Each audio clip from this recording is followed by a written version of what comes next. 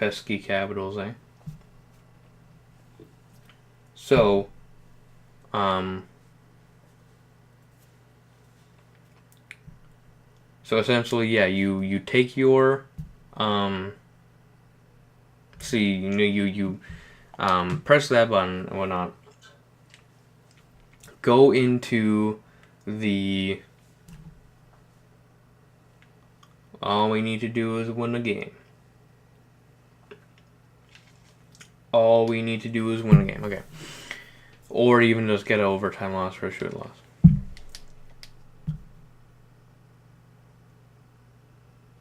Okay, we made the playoff, boys. Second year in a row. Probably should have made a push for a better player, but I hit my mic again. Okay. That's not what I meant to do. Imagine, geez, Mark Stone just lit up this year. I think he got like 68 points last year. Let me just see how much points he had last year. Because I'm pretty sure he didn't get, 71, I was close. I mean, look at that. He doubled, well, not doubled, but he got over his goals by 10, and he got over his assists. And look at that, he's a -2 instead of a -16. Good job. Alright. Regardless.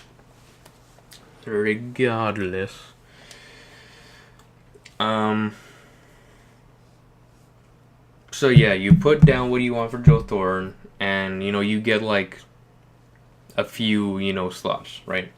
So for Joe Thornton, what do you realistically think a team would trade for Joe Thornton for a rental piece?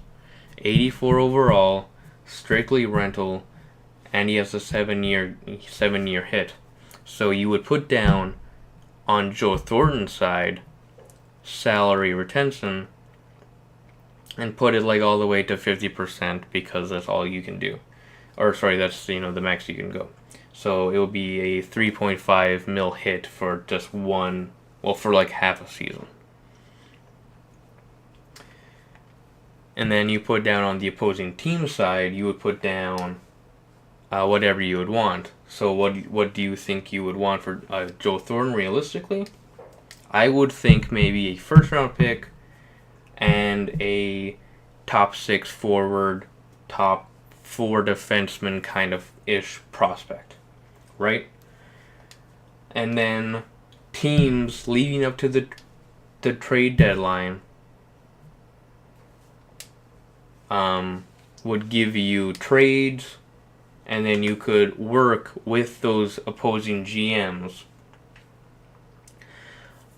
what they would want to trade for Joe Thornton or whatever player, and then you would essentially either make a trade with that team or another team or whatever, or not make a trade at all. I think that's how trade should work. Trade value shouldn't be a full thing, but I know trade value is it's always going to be there. So another way to work around that, we got Buffalo in the first round. Another way to work around that, hey, Winnipeg find, Winnipeg Nashville. That's a very highly touted matchup for this year. Got some nice prospects, it looks like. So the thing is, hey, look, we're hopeful now. We're hopeful. Max Domi was the answer. Okay, see Buffalo's lines before we get into this.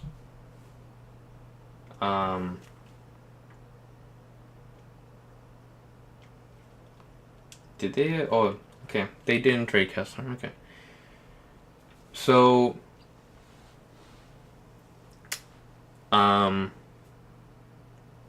so the whole trade deadline thing, or sorry, the trade value thing. I know that's probably never going to go away, and I kind of don't want it to go away. But here's the thing that I have: if You can reconfigure a trade that the CPU sends you. Why can't the CPU resend you their own kind of trade negotiations? I never really understand why that couldn't have worked. I don't know if that's like a hard thing to do. If it is, okay, that's, understandable then. But I would imagine it wouldn't be horribly difficult. But I mean, whatever. I'll allow you. But I won't allow EA to get away with trade deadline not having the phones like they did in last gen. So EA, come on, get your trade deadline fixed. Make it like the trade deadline on SportsCenter, because that is fun. Not have it be that in depth though, but have it be like a running down clock of 7 a.m. to 3 p.m. Something like that. So, they have the obvious candidates: Nylander, Eichel, Reinhart, Okposo, O'Reilly, and Pominville. So obviously their first line kills us. Second line kills us. Wilson, Gergensons, and Larson. That kind of drops off. I think ours may be better.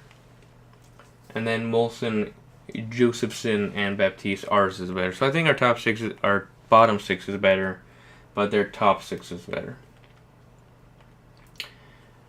Defensive sides, yeah. So we're missing that Erik Karlsson. And maybe I should have traded Erik Karlsson for another superstar kind of player, but yeah, maybe I should have, like, thinking back on it, but I did that Vegas trade, and I don't think it's going to be the worst thing. We made the playoffs 2 years in a row, so technically, I guess 3 or 4 years now or so. But they don't have the greatest back end. So I think our I think our bottom two are better, but, well, I guess top six are better, but totally get killed here because of Ristolainen. But McCabe and Beaulieu, I think they probably beat our top four, but and then Lehner and Johnson, we beat their goalies just because of Anderson over Johnson, but it's not as if that's any improvement, really. So you know what? Let's just get in there. Let's just go in and see if we can hope to win something here. So, Colin White's now a 82 overall. Any other noticeable changes? Not really. Noticeable. Cece's an 85 and he's playing on the top four. I actually don't hate that though. And Carter Hutton is starting as he should.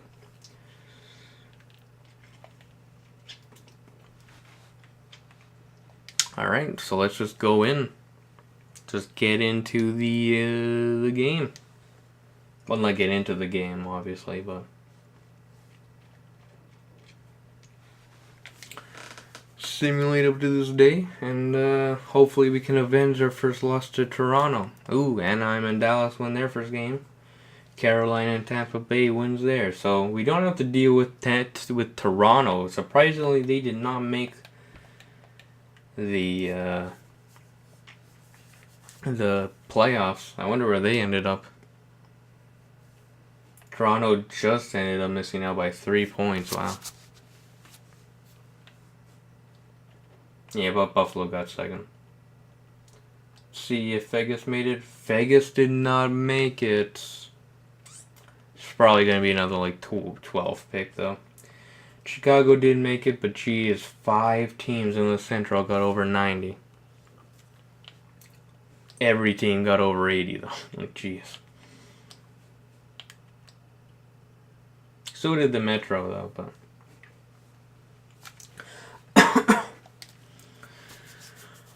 alrighty.